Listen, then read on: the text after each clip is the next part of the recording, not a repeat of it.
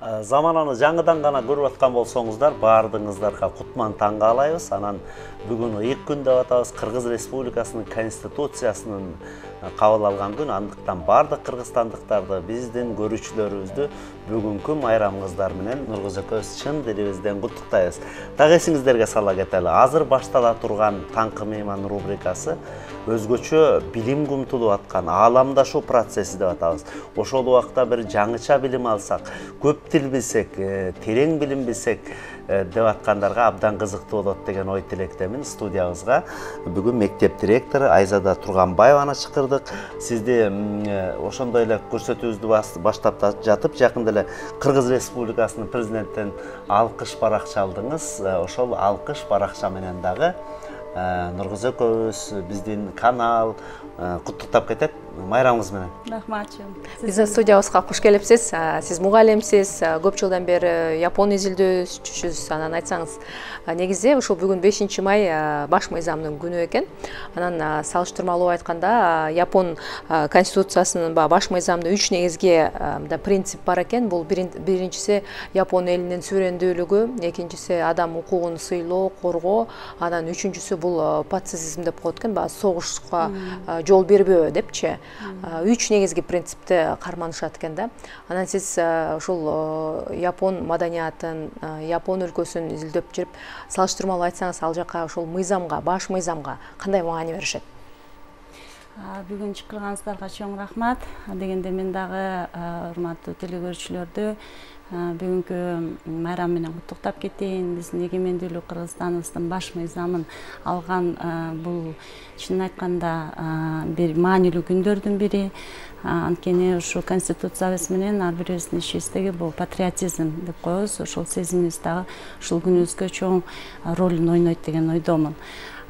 Туура конституцияны биздин өзүбүздүн айтып атканда көп эле ошо Япониянын конституциясына көп токтошот. Анткени чынын айтканда ошо Япониянын конституциясы 45-жылы алынган менен азыркыга чейин ошол конституция иштеп келатат. Бул эмнени билдирет? Өзүм Япон адиси катары мен булардын баягы националдык өздөрүнүн мүнөзүн билген адам катары булар эң биринчи Япон элинин мыйзамды аябай сыйлоо. Ушунчалык мыйзамга жоопкерчиликтүү менен баш ийүү. Ошол нерселери аябай чоң аң сезимине кичинекей кезинен бери булардын балдарынан баштап аң сезимине ошол тутулат да. Эмне кетир дегенде, бул билим агартууда мен жүрүп калып, ушул конституциясындагы байканыма мектептерден окутуп кандай окутат дегенде, бул биздин аянычтуу көрүнүшкө караганда, булар биз декларативдүү түрдө эле 5 май балдар конституция күнү деп эле 1 сааттын чегиминде айтып эле, анан ошону менен балдар бир конституция деген калчу элек. Эмне деген баш мыйзам, кээ бир учурда өзүңүздөр дагы кесиптештериңиз менен көчөдө өтүп чыгып балдарды сурап калгаңыздарда, тилекке каршы кичинекей балдар эмес, чоң балдарыбыз дагы конституцияны түшүнбөй калган учурлары болот. Өкүнүчтүүсү. Японияда болсо, булар кичинекей кезинен бери ошол конституцияны бир кичинекей эле бир кагаз кылемде баракчага жөнөкөй тартипте жазып алышып, балдарына ошо кичинекей кезинен баштап конституцияны түшүнүгүн бере башташат да. Ошондуктан булар Япония дегенде өздөрүнүн ошо Япон идентикасын көрсөтүш үчүн булар конституцияны кичинекей кезинен аябай жакшы алышат. Ошону эми жөнөкөй сөз менен. Биздин балдарыбызга бул конституция деле бир татаал документ. Муну окуй албайт. Муну биздин башыбыз жетпейт деген аң сезимде болсо, кичинекей балдар ошол Япониянын ушунчалык мага жакканы айтып бере алышат да. Эмнеге баратканын, кайсы жолго баратканын Японияга, ушунун баарын туура түшүнүшүп айтып бергенине аябай ыраазы болосуң. Жакшы, абдан кызыктуу экен. Айзада айым айтсаңыз, мен да өзүм ушул Япон поэзиясына кызыгам. Ошонун ичинен билимдери, кыргыз эли менен Япон элинин билимдери, анан түпкү кандай окшоштуктары бар? Биздин Кыргызда баягы атадан тетиги, атам замандан келаткан тарбияларыбыз бар го. Каада салттарыбыз, улууну урматтоо, кичүүгө ызат деген макал лакаттар же болбосо. Анан япондордун самурайлардын тартиптери, алардын окуулары, анан кандай окшоштуктарды байкап айтсаңыз болот? Эки элдин окшоштуктары. Жакындыктары? Кыргыз эң биринчи эле баягы адам ички маңызынан мурун эле баягы форманы карайт эмеспизби? Анан баягы башында караганда эле баягы кыргыз менен япон бири-бирине окшош келет. Туурабы? Баягы бизде барып калсак Японияда, ой, момундай байкелер жүрчү эле Кыргызстанда деп, же момундай эжелерибиз бар эле деп таң калып калабыз да. Бул ошо антропология жагынан дагы бизде бир тамырыбыз бар деген азыр гипотеза кетип атат.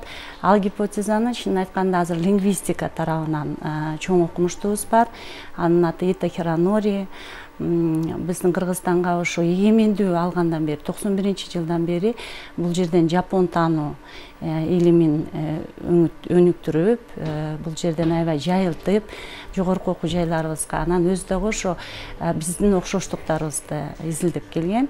Биздин тилибиз бул Японияны бөлүп келишкен. Бул бир дагы группага кирбейт деп. Бизде түрк группа бар да. Түрк тилдерибиздин бир группасы бар. А Японияны дайыма мындай изоляцияга коюп, Корей менен Япон тили бул изоляция группага кирет деп айтылчу да. Бирок ошол окумуштун арты менен биз эми азыр билебиз, түрк структура грамматикасы кыргыз, орус, Япон тилине аябай окшош келет. Эгер кыргызча сен ой жүгүртүп алсаң, анда японча батыл үйрөнүп кетиши мүмкүн. Чынын айтканда эле биздин ошо кыргыз тил мектептерди бүткөн балдарыбыз азыр ошо япон тилинен чоң адис болуп, Японияда калышып, аякта дагы ошондой окумуштуу болуп иштеп жүргөн биздин дагы биякта жарандарыбыз бар. Анан эми антропология жагынан, тарых жагынан дагы туура келет. Манастан деле айтканда жапан эли келди деп, ушундай дагы Манаста да бар деп айтылат да. Ушу тарых жагынан чынын айтканда эми бул жерден мен өзүм дагы бир окумуштуу тармакта болгондон кийин азыр Далин менен сүйлөбөсө дагы болбой калат. Бирок ушуну мен ойлойм, кийинки азыр биздин өстүрүп келаткан муундарыбыз чоң бир изилдөө кылып, андан дагы далил таап чыгат деген ойдомун. Тема бар экен да. Бар, аябай көп бар. Кызыктуу тема, кызыктуу тема экен. Кызыктуу тема. Анан эми бизде мындай да жоокер деп биз кыргыз элибиз дагы жоокерлерге чоң маани кылабыз. Ооба.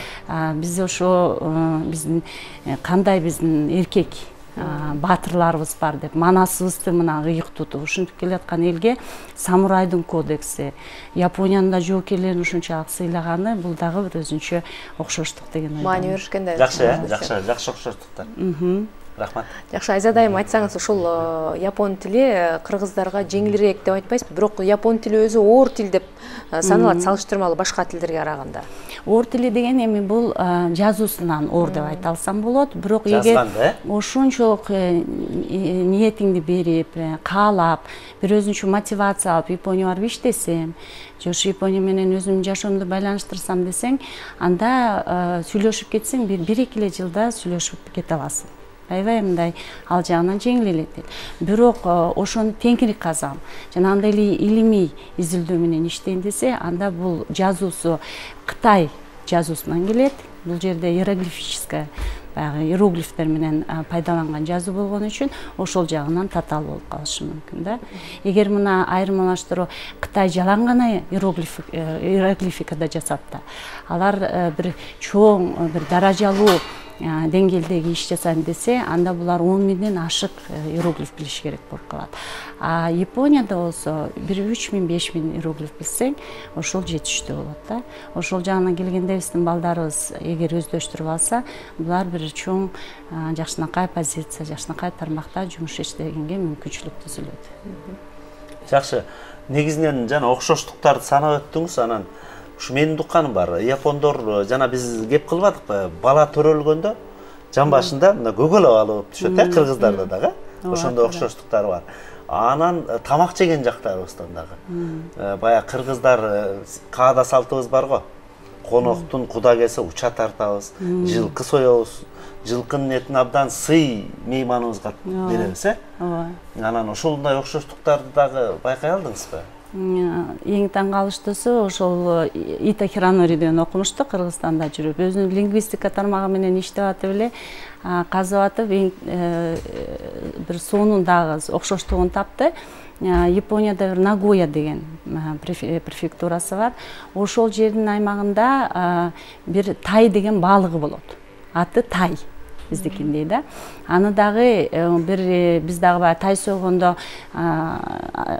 баягы тойдун адамдын келген санына жараша дагы тай союлат да. 200-төн ашып калсан да тай союлу, кичирээк болсун да баягы кой болсун дегендей. Аларда да ошентип тай деген бул көбүрөөк бир үйлөнүү той, ушундай үлпөттөргө союлат дагы. Кадимкидей эле анын дагы бир сыйлуу жерин ошо сый конокко бербей койсоң бир өзүнчө талаш тартыш болуп, таарыныч болуп кеткен ушундай дагы эмелер болуп калат экен да. Кой дегени да бар. Кой деп коет. Ошондой да балыгы бар. Ал бул кичинекей балык келет дагы, анан кичинекейге союлат экен да. Ушундай жагынан дагы ушундай окшоштуктарды таап, өзүбүз да таң калып калабыз да. Буну изилдей берсең көп нерсе чыга берет. Анан ушул жерден суроо бере кетейинчи. Манаска байланыштуу Японияда шаар беле бир нерсе бар деп окудум эле. Тагым эсимен чыгып кетти да. Манас деген аталышта. Манас деген аталышта жок, бул Индияда деп. Индияда. Жок, ошо Япониядан дагы бир жерби же шаарынан. Өзүнүн шаарынан Манас дегенден жок, андай Манас дегенден жок, андай Манас деген жок. Бирок негизи бизде бир агайыбыз ошо кесимебизди кишиме деп коет экен алар деп, ушундай бир лингвистика жактан дагы окшоштуктарды таап ушинтип атты. Бирок Манас деп мына ушул биздин шаарыбыз экен деген андайды учур алган жокмун мен. Рахмат. Айтсаңыз, анан ушул биздин жаштар, бүтүрүүчүлөр мына бир убакыттан кийин биздин бүтүрүүчүлөр дагы жогорку окуу жайды тандоо алдында турушат. Айтсаңыз, көп бүтүрүүчүлөр ушул батыш окуу жайларын бүткөндө ошол жакка калып калышат да, негедир мындай салыштырмалуу айтканда.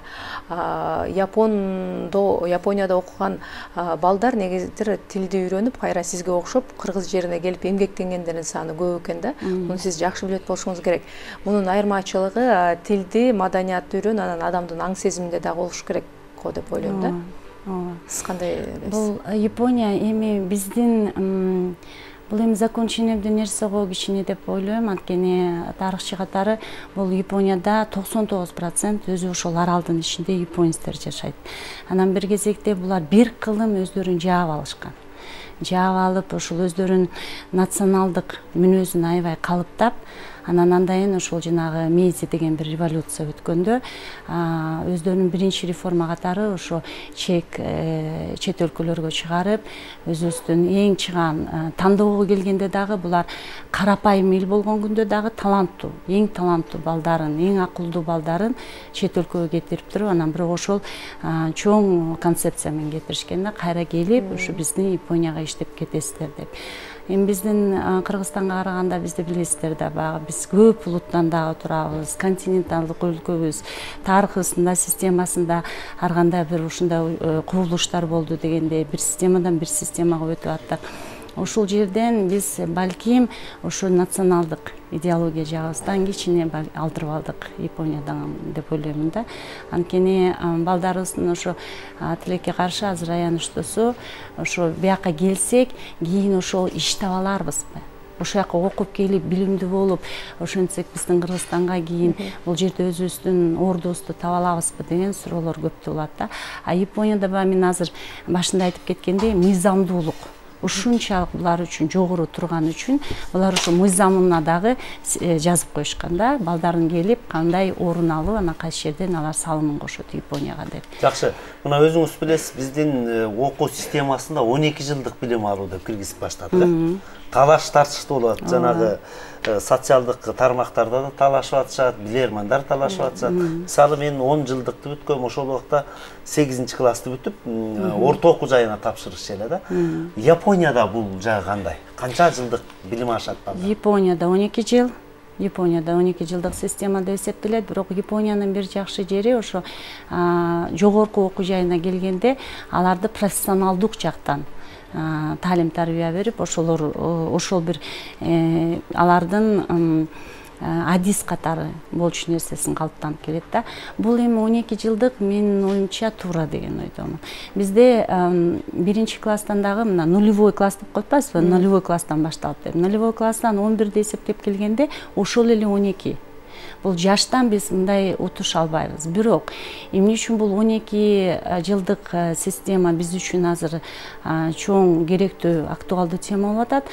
Анткени биздин балдарыбыз 11 классты бүткөндөн кийин эгер түздөн түз жогорку окуу жайга тапшырайын деп башка чет өлкөгө аттанышса, 1 жылын булар жоготуп коюп атышат да.